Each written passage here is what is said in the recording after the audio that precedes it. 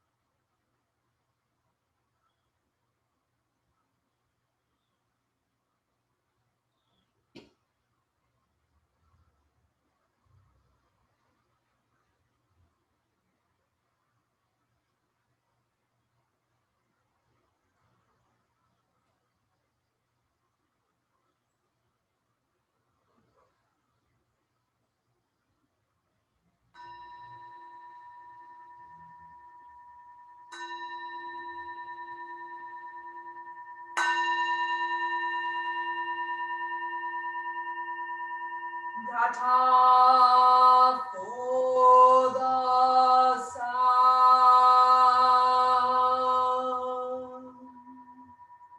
of the bell.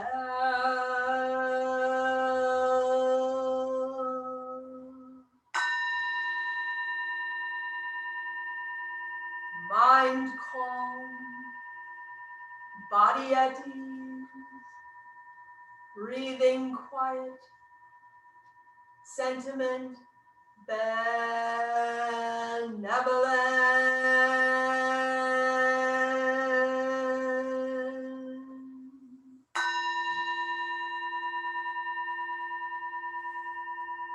Dharma friends, sitting still in vital silence,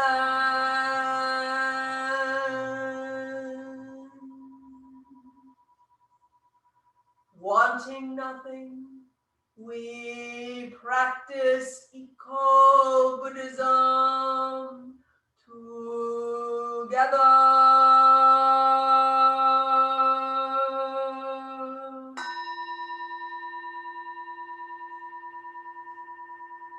The sound of the temple bell booms for all to cease from conflict.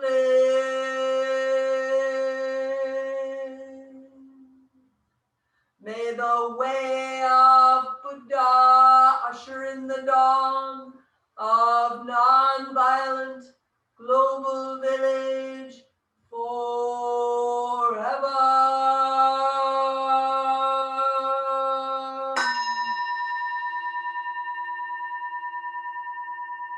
Here is the after sound of the bell.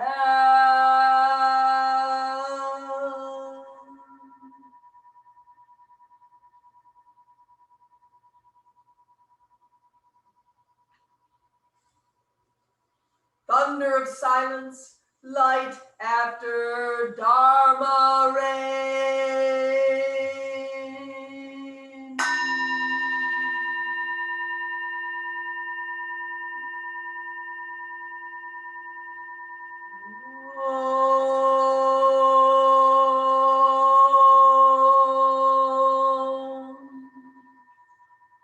Amoga.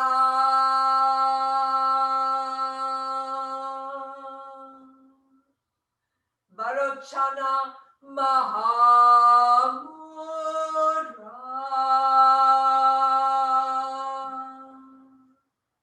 Mani Padme Jvala Bhavartaya.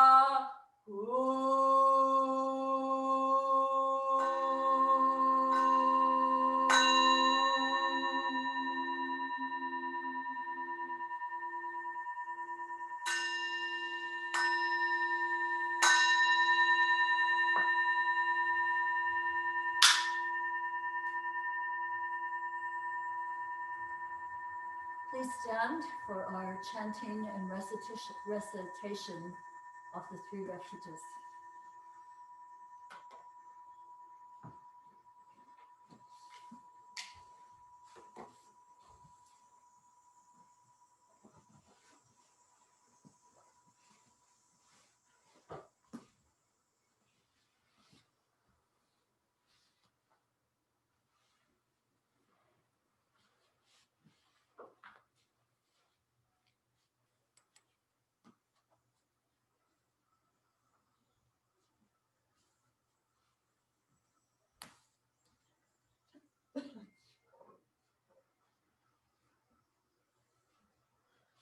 Come in a little closer.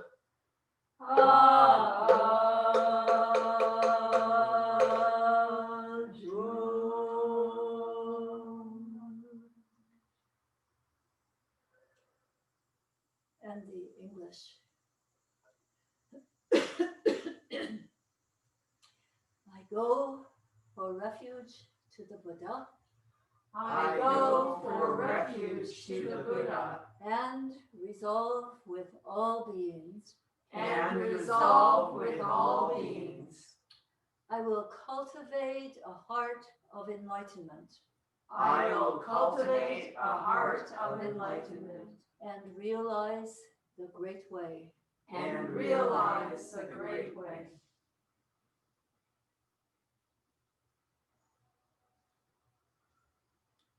I go for refuge to the Dharma I go for refuge to the Dharma and resolve with all beings. and resolve with all beings. I will penetrate the teachings I will penetrate the teachings and uncover oceans of wisdom. and uncover oceans of wisdom.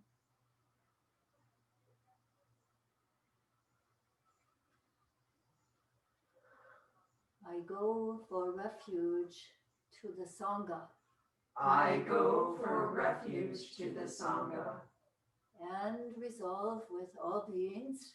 and resolve with all beings. I will seek peace and happiness for the many I will seek peace and happiness for the many and transform this world into Buddha lands unimpeded. and transform this world into Buddha lands unimpeded.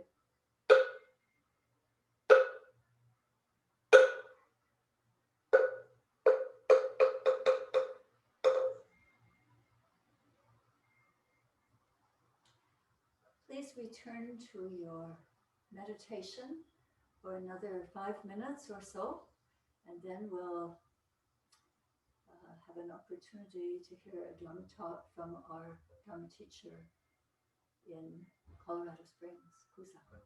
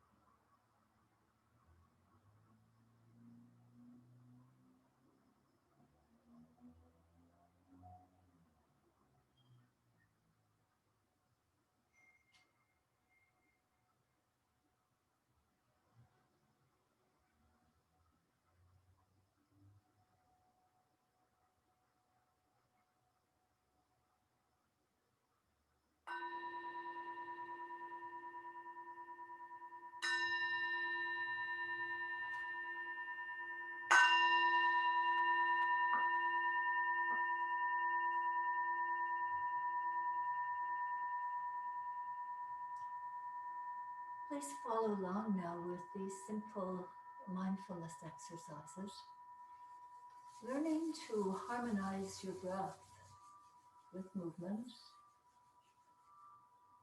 and to be fully present moment to moment.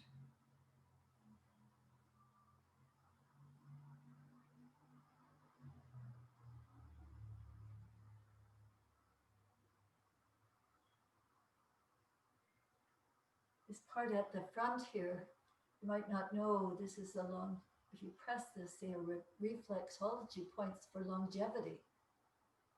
So we want to live long in the Dharma, so we remember our longevity points.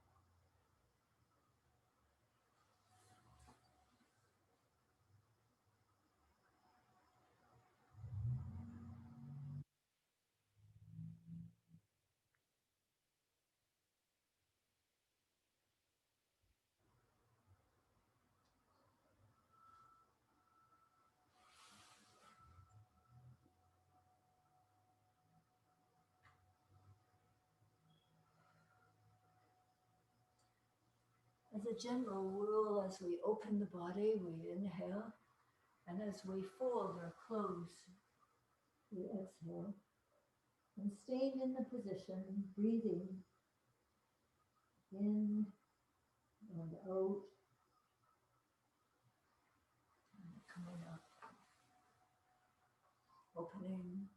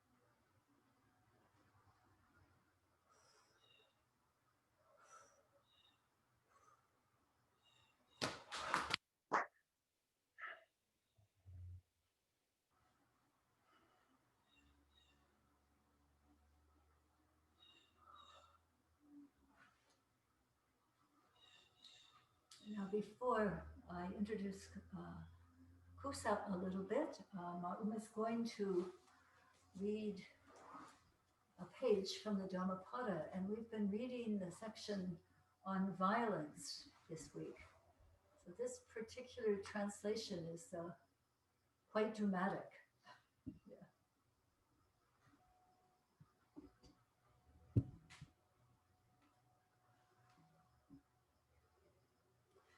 Never speak harsh words, for they will rebound upon you. Angry words hurt, and the hurt rebounds. Like a broken gong, be still, be silent. Know the stillness of freedom, where there is no more striving. Like herdsmen driving their cows into the fields, old age and death will drive you before them. But the fool in mischief forgets and lights the fire wherein one day they must burn. They who harm the harmless or hurt the innocent 10 times shall they fall into torment or infirmity, injury or disease or madness, persecution or fearful accusation, loss of family, loss of fortune.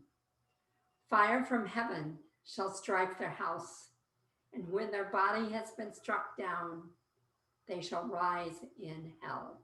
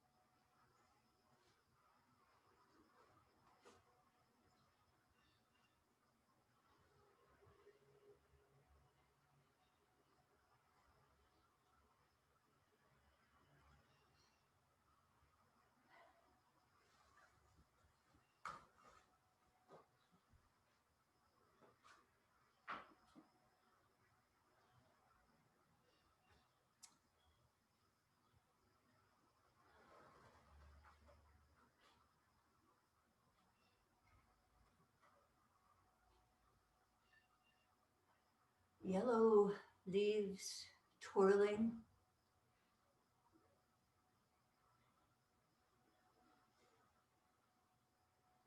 Two lotus blooming on our pond.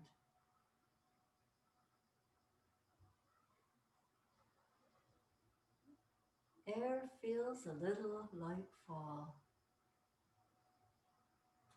Aren't we always in transition? Yippee! Really, how would we grow if things didn't continuously change and we learn to be with them? So this morning it's my pleasure to introduce you, and I think most of you know Kusa, but he is one of our Dharma students in the Buddhist Society for Compassionate Wisdom, who lives with his wife, Andrea, in Colorado Springs. And he met us many years ago when he was in a PhD program for philosophy at the University of Michigan.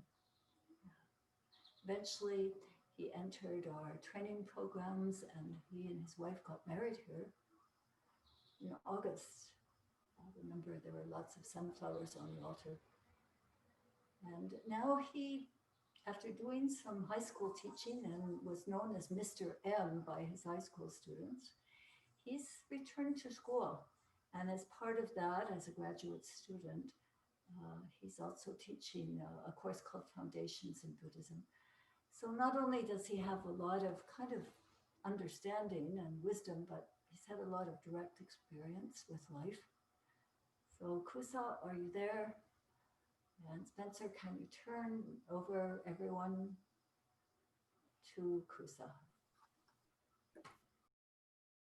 Thank you, Haju. Let me just make sure I'm up and say a deep welcome to everybody and bow.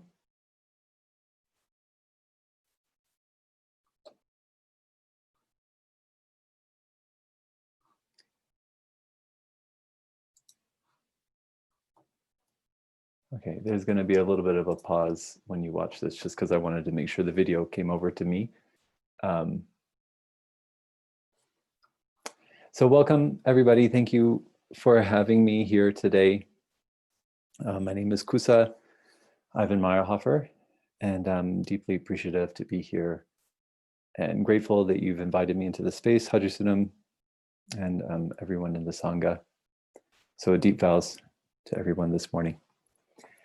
And before we get started, Haju already brought us into the room with her wonderful introductions. wonderful recollection of what's happening in the moment. And so just to return to that kind of spirit, just take, let's say, 30 seconds and look around you. It's actually useful to just really turn around. You can kind of gently, whatever feels comfortable, see what's behind you on either side. And if you can, just notice the things in your room. If there's anything you haven't really paid attention to before, you just pay attention to it now.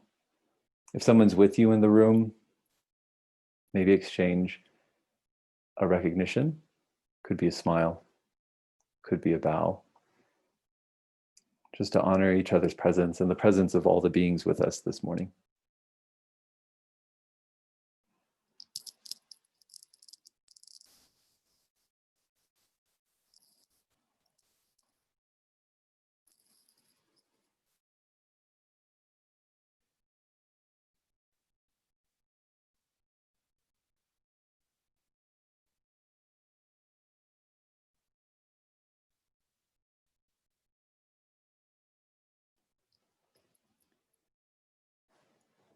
And before we begin, if you can just take a moment to reflect or to feel what's going on in your body at this moment.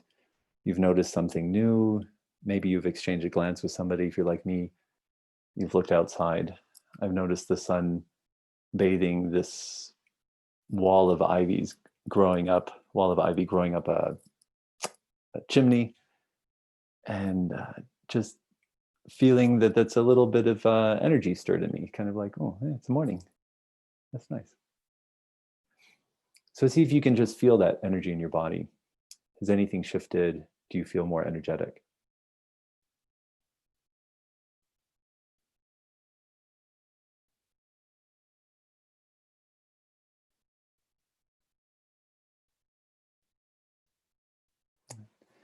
Final bow. We begin. Last week, we started with the hindrances. I don't know if we knew we were starting with it, but Hayun lovingly brought us into a conversation about the 5 hindrances.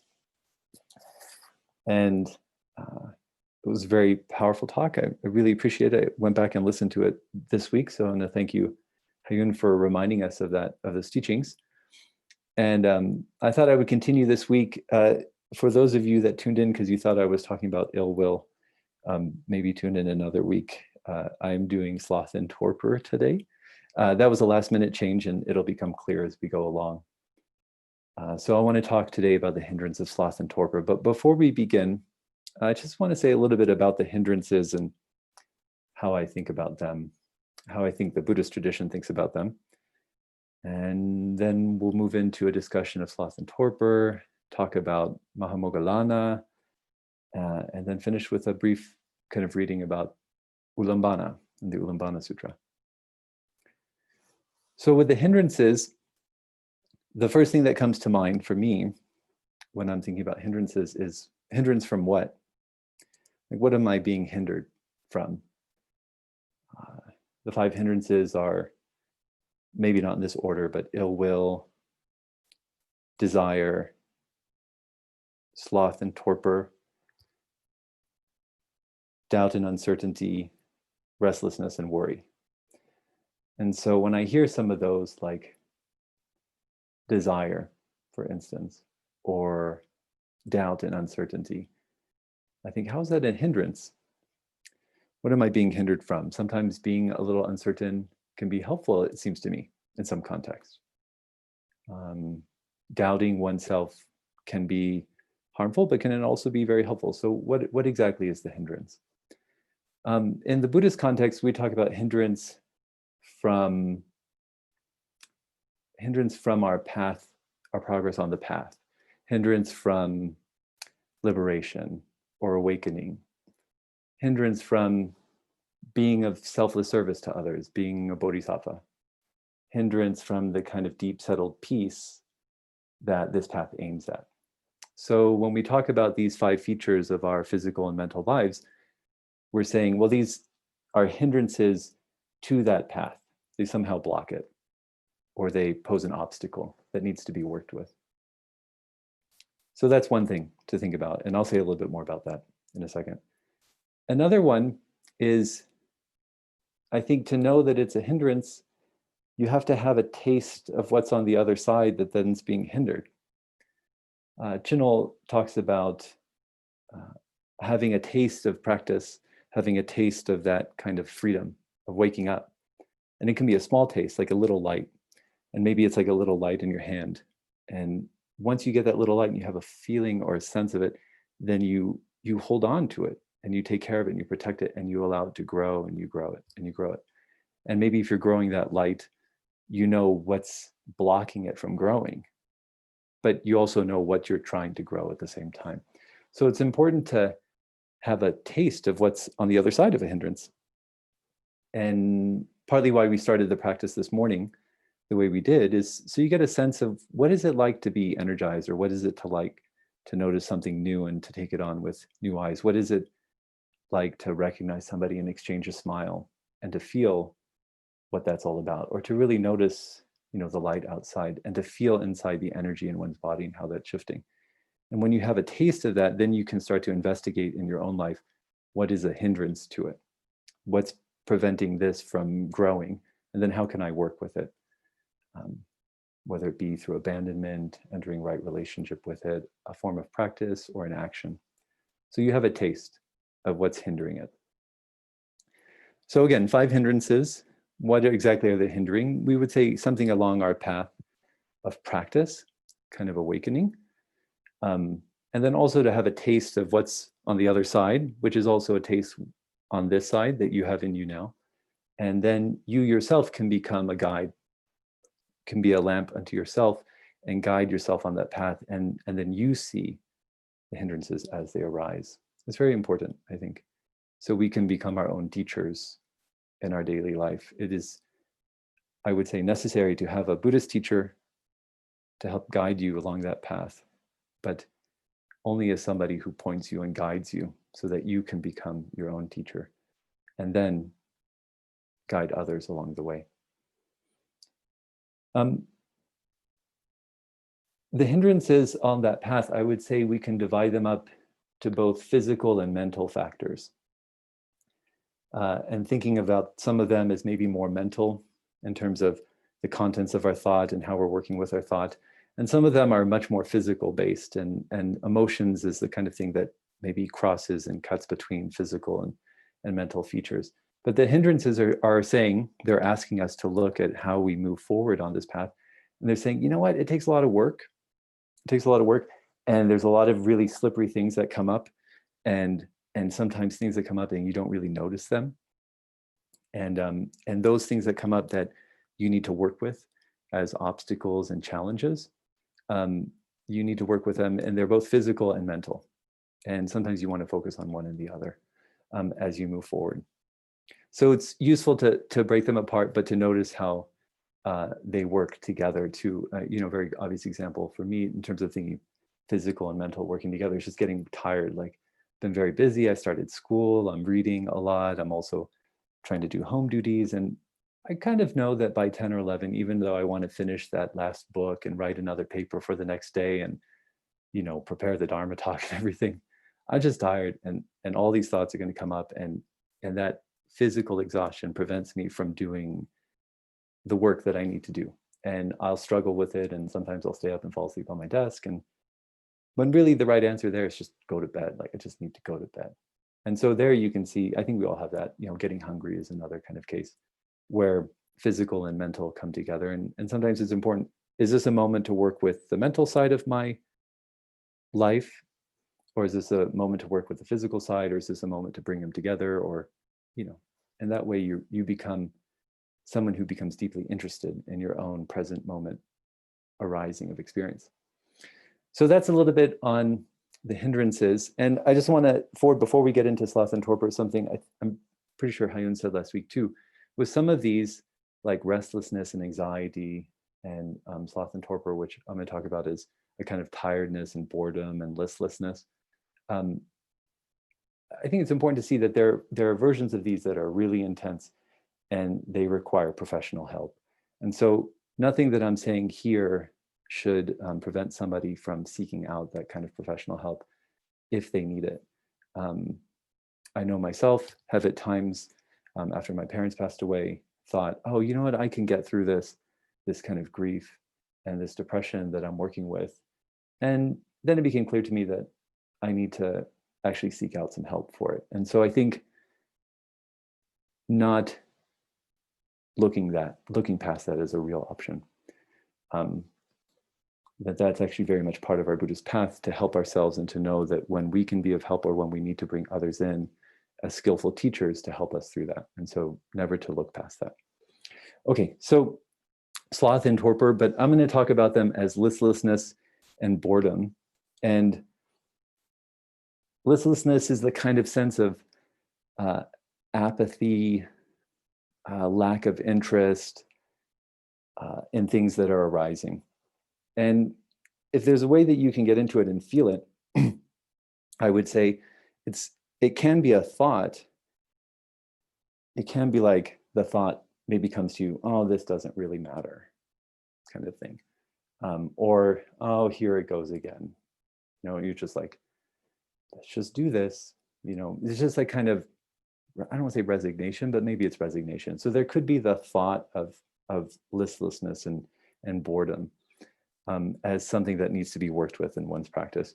But I would also say that if those thoughts are arising, there's probably like a more subtle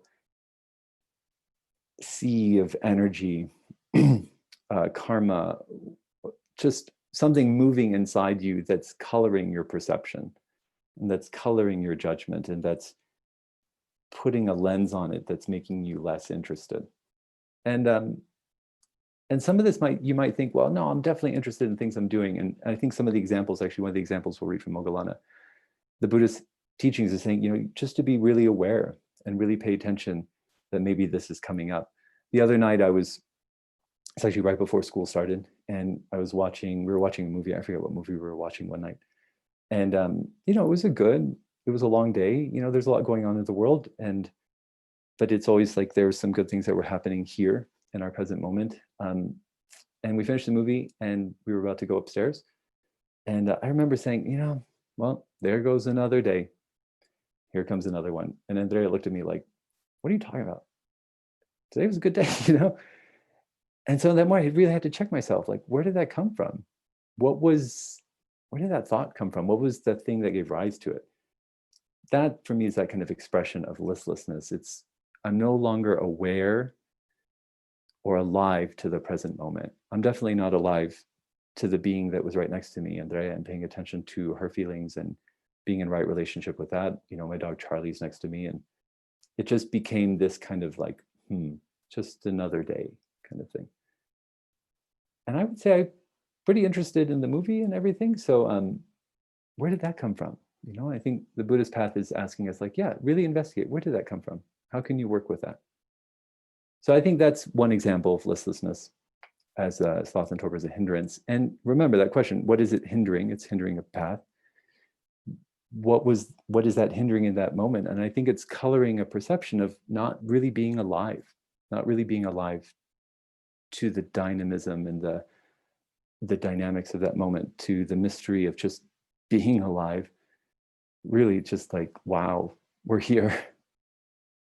Why are we here? What happened? You know, how did this happen?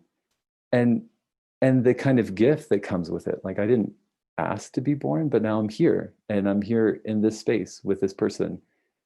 And what is my responsibility here? And how can I be of service? And how can I just be alive to this? And so that listlessness kind of prevents this, it's this lens that's like, I don't want you to see that. And when you're aware of it, you're like, okay, how can I work with this? Okay, so that's listlessness. One way of understanding it to me is a kind of apathy. I've read some other Theravada texts where they talk about apathy, torpor, just a wild name. But anyways, torpor is another way of talking about this. So what are some practices around it? And I'm just going to briefly talk about, here's just 2 ways into it. And I actually became really excited when I was going to give this talk. I didn't know I was going to get excited about it, but it felt like a lot of things came together in a surprising way for me. So one practice around this is the practice of sympathetic joy. So if you're familiar with the 4 Brahma Viharas, You're probably somewhat aware of metta practice, or the practice of metta, loving kindness.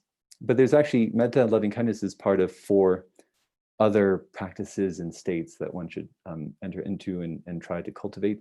One of which is, or the other of which is compassion, karuna, sympathetic joy or mudita, and equanimity, I believe upekkha. And I remember actually, as I was studying this last year, I hadn't heard sympathetic joy come up as something that was encouraged in one's practice. And so sympathetic joy actually, in the Buddhist teachings, if you look up, what are some of the practices and antidotes to working with, helping one overcome or abandon or enter into right relationship with their hindrances, sympathetic joy is one. And sympathetic joy is the taking on of someone else's joy as oneself. That sounds fancy. It's basically just like getting happy because other people are happy, like becoming joyful because other people are joyful, not being like, oh, you're joyful, oh, I'm going to resist, but really letting that infuse you. I do more than watch movies, but anyways, I was watching another movie the other night with my sister. We had this kind of weekly ritual with my sister and a few others of us that are potting together during this time. And we were watching a short film on Pixar, a short film on Disney Plus called Out. And there's some really funny moments to it. And my sister just started laughing, and she has this really loud, she's just fills the room with her laughter. And I was thinking about this talk, so obviously I was like, oh, here's a moment of joy. So I looked over, and I just kind of let that moment, let her fill it and flood me with a kind of joy. And so sympathetic joy is one, right? It helps you overcome that listlessness, whatever's going on in you. Let the world bring you to another state. Fill yourself with joy. Compassion is another one too. I once heard, when I was doing this training of this class on the 4 Brahma Viharas with the San Francisco Zen Center, the abbot there had talked about, metta is this state of loving kindness that one fills one's body and mind and heart. And then compassion is when metta meets suffering in the world. And sympathetic joy is what happens when metta meets joy in the world. And so compassion is that taking on the suffering of others in oneself and then bringing a kind of metta to it and acting in response to it. And again, if you are not aware of what's going on in the world, or you have this kind of, well, this is just happening again, then maybe you're not really present to the suffering of others. You're not really awake or alive to it. Because if you were, it wouldn't just be just another day. It would be, or this is just going to happen again. Even if we do this, it's just going to happen again. Because if you're awake to that suffering, that I would say, and I venture to say this, that's never the apt response to suffering in the world. One must do something. And so those are ways of waking oneself and getting energy and moving forward in the life. So what I'll say, I was going to give a practice about this, but what I want to be really careful about here is that sympathetic joy and compassion, there are contemplative practices around this where you can, put yourself in a quiet place and really imagine, imagine somebody else's joy. Imagine like your friend, your partner, your child, your pet.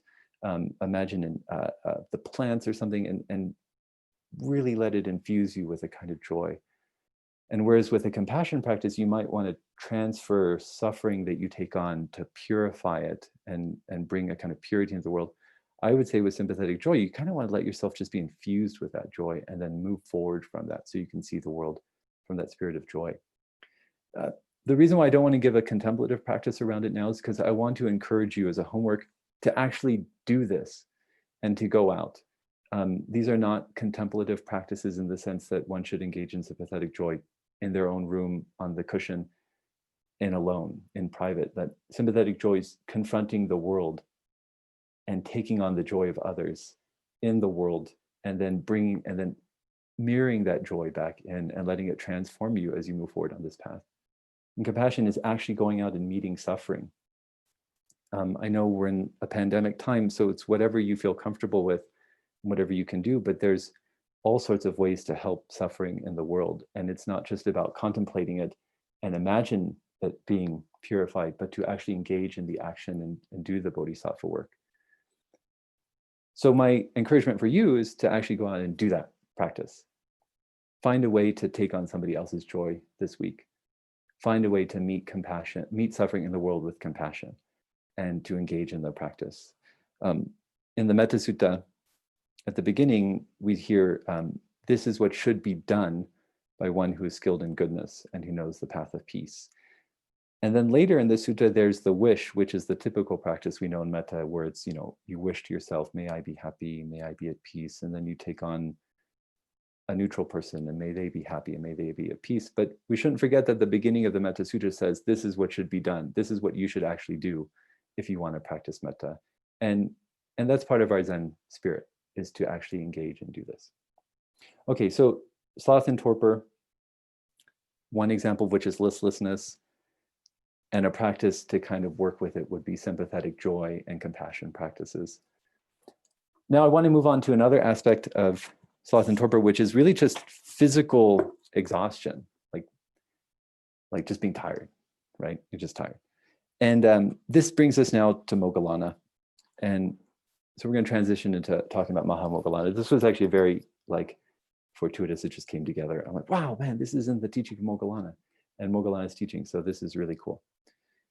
I won't say much about the history of Moggallana. Moggallana, or Mahamoggallana, is one of the two chief disciples of the Buddha. He's the master of psychic powers, which means he had really cool powers to be able to see things. But in typical Buddhist fashion, even though you have the powers, you don't use them because they're not actually really important.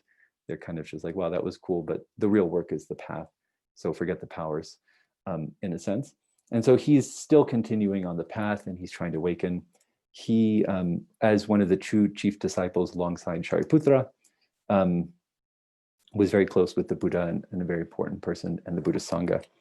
And I'm just going to read briefly. This is a story from his awakening. So just before his awakening, he's really advanced on the path. According to the Theravada tradition, he's mastered 3 of the 4 jhanas. He's almost there. He's got the Buddha next to him, the Sangha. I mean, this is exciting times, right? I mean, you would expect there would be exciting times. This is one of them. So we read here, and this is actually from the Great Disciples of the Buddha, the section on Moggallana. Moggallana, however, for reasons not specified in the text, resorted to a forest near the village of Kalavalaputta in Magadha. With great zeal, he meditated there while sitting or walking up and down. But despite his determination, he was often overcome by sleepiness. Though he struggled to keep his body erect and his head upright, he kept on drooping and nodding. There were times when he could keep his eyes open only by sheer force of will. The tropical heat, the strain of his long years of wandering life, and the inner tensions he had gone through all bore down on him at once. And thus, at the very end of his quest, his body reacted by fatigue. But the awakened one, with the great teacher's solicitude for his disciples, did not lose sight of him. With his supernormal vision, he perceived the difficulties of the new monk. And by psychic power, I guess here he's using the psychic powers, but in general, there's always encouragement not to. But by psychic power, he appeared before him. When Moggallana saw the master standing before him, a good part of his fatigue had already vanished. And then the awakened one gives him a teaching, various ways of overcoming this kind of fatigue and tiredness. And among them, I'm going to read 2 of them. Here, the Buddha gives Moggallana a graded sequence of advice on how to overcome drowsiness. The first and best device is not to pay attention to the thought causing or preceding the state of drowsiness. This, however, is the most difficult method.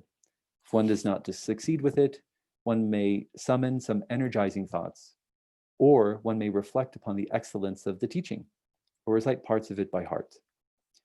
If these mental remedies do not help, one should turn to bodily activity, such as, for instance, pulling one's ears, shaking the body, activating the circulation by rubbing one's limbs, refreshing one's eyes with cold water, and at night looking at the grandeur of the starry sky.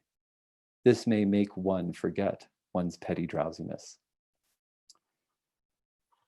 So there's 2 things about that story I want to bring out. One is I love it that like you really get into these details. Moggallana is at the end of his quest. He's with the Buddha. He's with the Sangha. I mean, if you thought somebody had it all to awaken, this is it. And then you get tired. Man, I would be totally bummed. I just be like, I'm so tired now.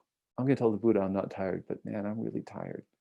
And so even this kind of exhaustion and tiredness and sloth and torpor, it's not something that just comes about because like something we're doing. Like it's a natural feature. Hayun had mentioned this last week. These are not negative character traits in the sense like you are a bad person because you're tired. No, it's not like that at all. It's just, this is how it is. This is a natural part. You do this kind of hard work, you're going to get tired.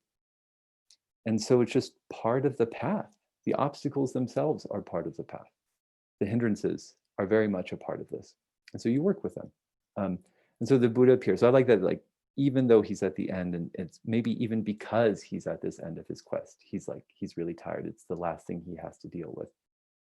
And then the Buddha comes in and gives him some teachings, some of which are working with the mind, really focus on the thoughts that you maybe think are creating the drowsiness. And then the other ones are just working with your body, getting up and walking around. I love it because it kind of explains how do like always pulling on the lobes after we finish meditation. And if you can do this with me now, because you're probably tired from hearing me drone on about this, which should be natural and okay, I'm not going to take offense, but do this, and really feel like, does it change the energy in your body? And then, like shake your limbs a little bit. We had a teacher, Go Bull, once, and I remember her saying, like, remember, like dogs shake themselves. They really shake. They're like, there go my glasses.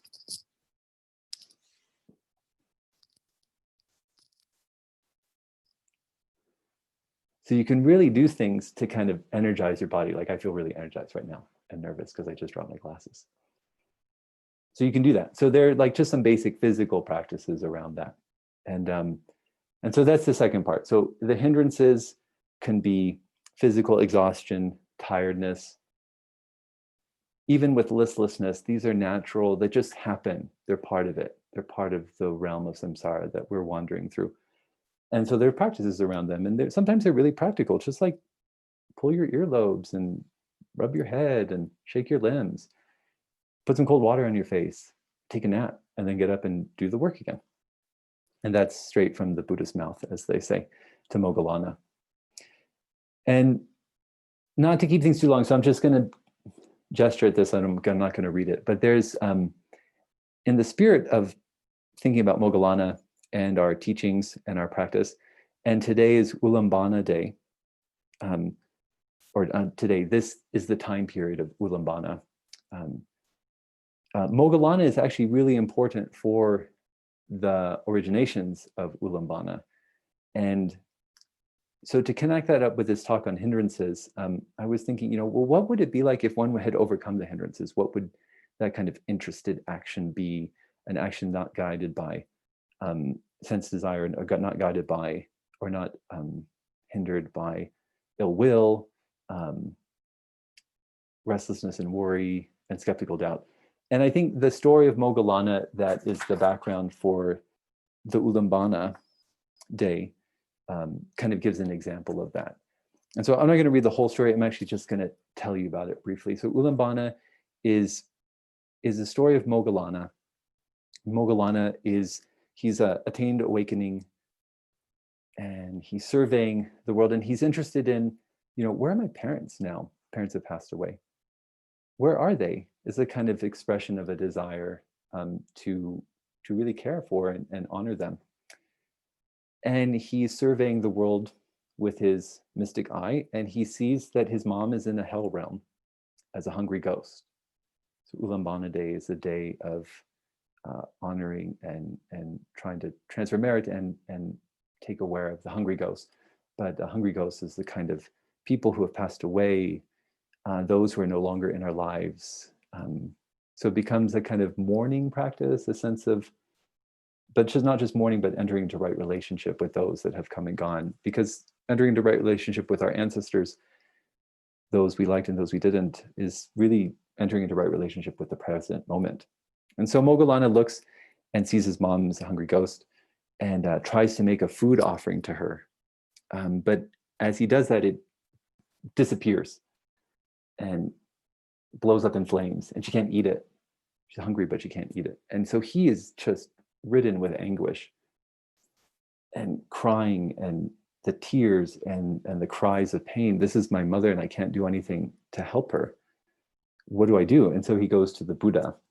And the Buddha says, there's nothing you can actually do alone to help her. Not even the Brahmins and the deities could alone do this. We have to work together in concert. And what you should do, Moggallana, and what others should do, is to prepare a feast for the fourfold assembly, before the assembly of monks and nuns, and bring a feast to us, and we will chant for the Ulambana day. We will chant for the hungry ghosts. We will chant for the people who have come before us. And through the power of that merit and the power of the Sangha and us working together, then we can help release the karma of 7 generations of past mothers and fathers. And for the current generations of mothers and fathers, we can work for their wholesomeness and well-being as they move forward and transition out of this world. And so Moggallana does this, and through the power of his gift and the power of the chanting and the work and the coming together and the practice of the Sangha, his mom is, it is said here, at that time, Mahamoggallana's mother obtained liberation from 1 kalpa of suffering as a hungry ghost, and there was joy moving forward. That's in a nutshell the Ulambana Sutra, which underlies Ulambana Day. It's a sutra in the northern transmission of Buddhism. And so for me, tying it into with the hindrances, it's like this is an action of somebody who's being deeply interested in the world, who's not letting listlessness get in the way, who's not being bored or tired at the work, but sees it and then is awakened by it and says, what can I do? And then goes to a teacher and says, what should I do in this moment? And listens and then does it and enters into that relationship. And so just to tie it back then with our practice, I know this was a lot, but I think really working with hindrances, and in this case with listlessness and with tiredness and exhaustion, is a kind of antidote for us to become inured and desensitized to the cries and the suffering and the joys of the world. And to see that it's not really just about us, but it's about others and how we can enter into that right relationship with others and move forward on the path in a really just awesome way together. So I want to thank you for having me here today. Thank Haji Sunam and others for listening. I hope something I said will inspire you to do some practice this week, will inspire you to think about your life in that way. And whether it did or not, at least we have this time together to talk Dharma, to enjoy each other's company. So I'm going to turn it back over to Haji Sunam in the Ann Arbor Zen Temple, who should be coming back shortly.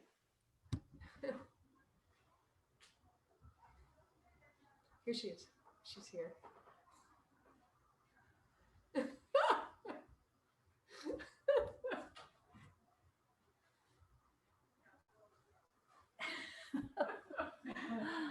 Oh dear, I went upstairs to watch Kusa on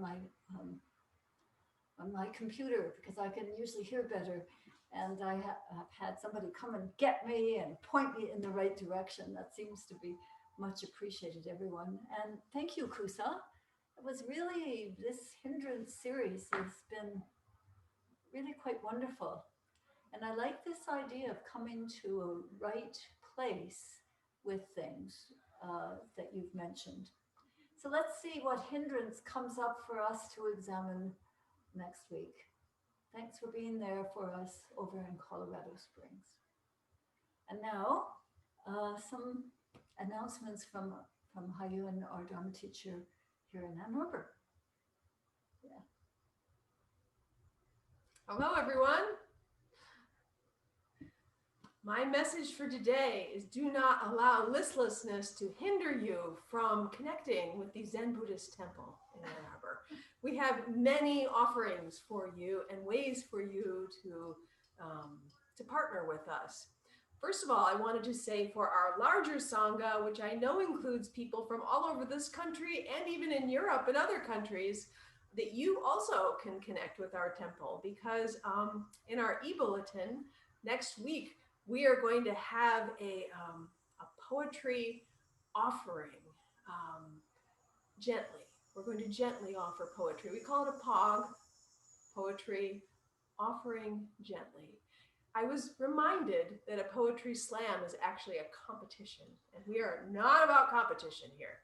So if you would like to submit a short poem, we would love to include it in our POG.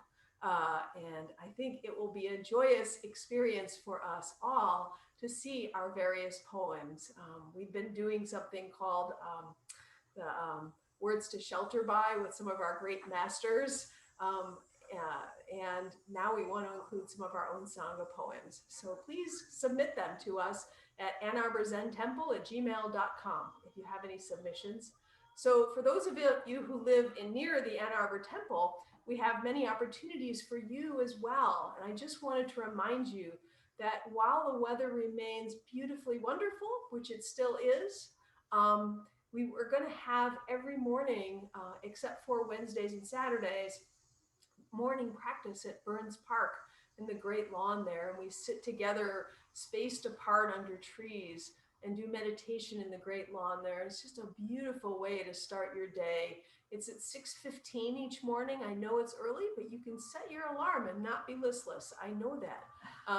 And come and join us. So we would love to have you. Secondly, I wanted to mention that not this coming weekend, which is Labor Day weekend, but the weekend after, we wanted to have a slightly expanded group to come in and help us prepare for the fall and do what we need to in the vegetable garden and other outdoor activities. And we promise you that it will be very safe, and we will be maintaining social distancing. We'll be dedicating one bathroom for use for people who are there for the day. And we would really love it if you would consider coming and joining us. And that's from 9 a.m. until noon, not this coming Saturday, but the one after. And so we'll give you more information in the e-bulletin about that.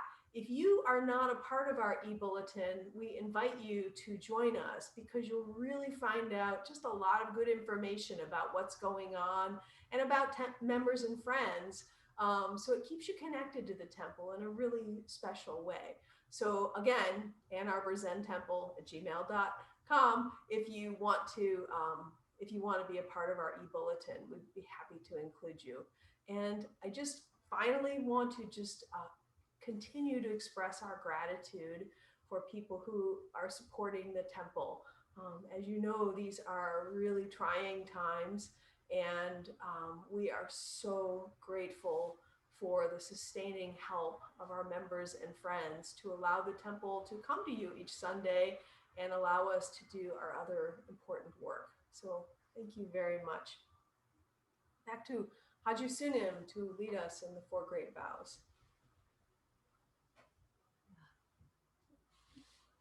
And just a word, we've been happy to have Nan Bauer here with us this morning. You might have heard, we've been happy to have Nan Bauer here this morning. You might have heard the extra voices during the refuges. And it feels like there's room for a couple of other people. So if you feel like you'd like to be live with us, we're going to be trying to go in that direction.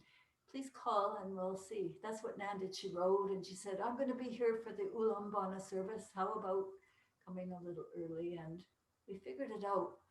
In fact, it seems like we're always in the process of figuring it out. Yeah, I hope that's the case also for you. So let's finish with the Four Great Vows, our deepest aspirations.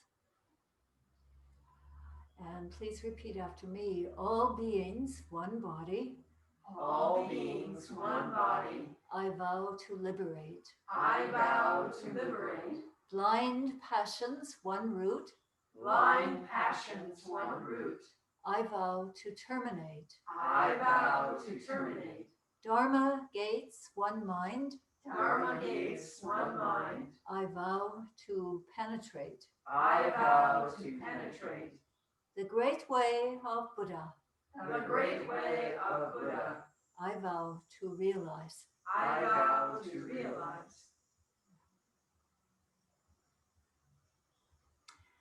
Have a very good day. And if something comes up from what you've heard in Kusa's talk today or in any other way, and you'd like to talk with us about it, please do. It's interesting these days. Questions are coming.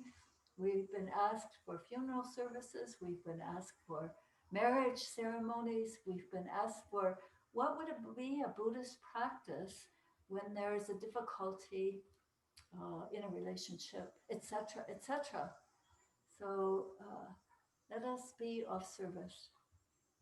Have a very good day as fall creeps into our lives. And hopefully Dharma is always present.